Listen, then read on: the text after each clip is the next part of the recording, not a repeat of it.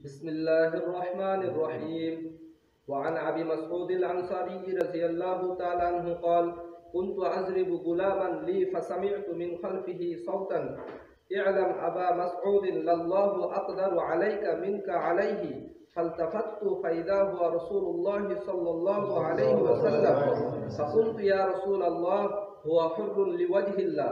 فقال: أما لو لم تفعل لنفحتك النار أو لمستك النار. رواه مسلم. بسم الله الرحمن الرحيم. الحمد لله رب العالمين، والصلاة والسلام على سيد الأنبياء والمرسلين وعلى آله وأصحابه أجمعين، أما بعد.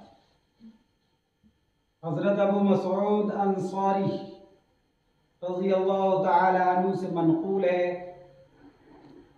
کہتے ہیں کہ میں اپنے غلام کو مار رہا تھا، فسمعت من خلفی صوتا، تو میں نے اپنے پیچھے ایک آواز سنی جس آواز میں یہ کہا جا رہا تھا: اعلم ابا مسعود، اے ابو مسعود یقین جانو، للہ اقدر علیک منک علیہ، یقیناً اللہ سبحانہ و تعالی تجھ پر زیادہ قادر ہے تیرا اس غلام پر قادر ہونے سے۔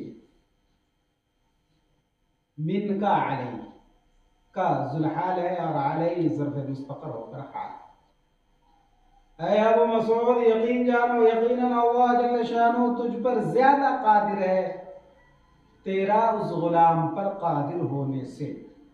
فالتفت، چنانچہ میں اس آواز کی طرف متوجہ ہوا، فَإِذَا هُوَ رَسُولُ اللَّهِ صلی اللہ علیہ وسلم، کہ وہ اللہ کے رسول صلی اللہ علیہ وسلم ہے، اللہ کے رسول صلی اللہ علیہ وسلم کی آواز تھی۔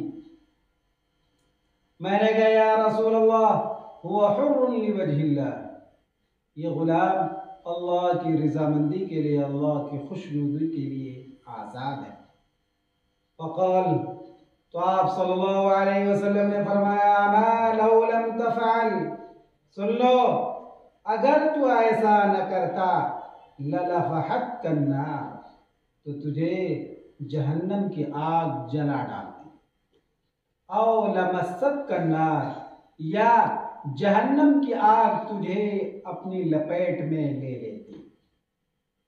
لفح یلفح لفحا، جلانا، مس یمس مسن، چھو جانا، آگ کے چھونے کا مطلب ہے آگ کا کسی کو اپنی لپیٹ میں لے لینا۔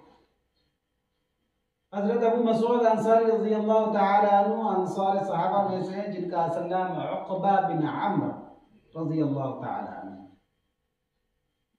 42 ہجری میں ان کی وفات ہوئی۔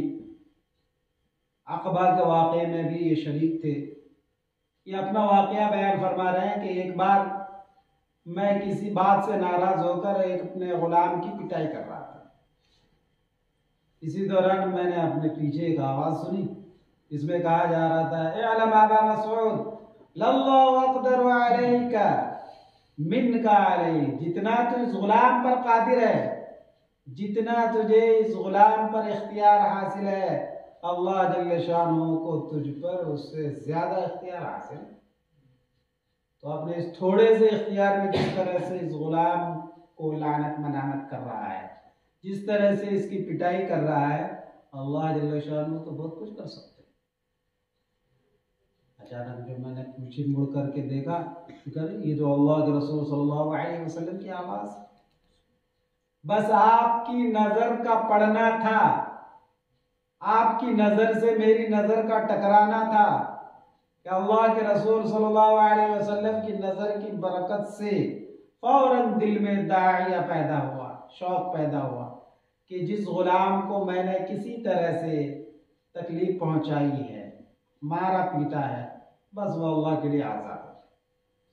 تو فوراً ہی حضرت ابو مسعود انصاری رضی اللہ تعالی عنہ نے اس غلام کو آزاد کر دیا۔ جیسا کہ پچھلی حدیث میں حضرت عبداللہ بن عمر رضی اللہ تعالی عنہ سے منقول ہے کہ میں نے رسول اللہ صلی اللہ علیہ وسلم کو فرماتے ہوئے سنا: من ضرب غلاما له حدا لم يأته او لطمه، جو اپنے غلام کو کوئی سزا دے، ایسے امر کی سزا جس امر کو اس غلام نے نہیں کیا ہے، یا مارے پیٹے، چاہے انجان اور بھول سے یا غلط فہمی سے، تو اس کا کفارہ یہ ہے کہ اسے آزاد کرے۔ حضرت عبداللہ بن مسعود رضی اللہ تعالی عنہ نے رسول اللہ صلی اللہ علیہ وسلم کے اس قول پر مکمل عمل فرمایا۔ شاید کسی غلط فہمی میں آپ پیٹ رہے ہوں گے اپنے غلام کو، فوراً یہ آزاد فرما دیا ہوا حر لوجہ اللہ، اللہ کی رضامندی کے لیے غلام آزاد۔ رسول اللہ صلی اللہ علیہ وسلم نے فرمایا کہ اگر تو آزاد نہ کرتا نا تو قیامت میں تجھے جہنم کی آگ ضرور جلاتی۔ راوی کو شک ہے کہ لَلَفَحَتْ النَّارُ رسول اللہ صلی اللہ علیہ وسلم نے فرمایا یا آپ نے لَمَسَّتْ النَّارُ فرمایا، کچھ بھی فرمایا، دونوں جملوں میں کوئی فرق نہیں ہے۔ مطلب یہ ہے کہ آگ کی سزا تم کو ضرور ملتی ہے اگر تم آزاد نہ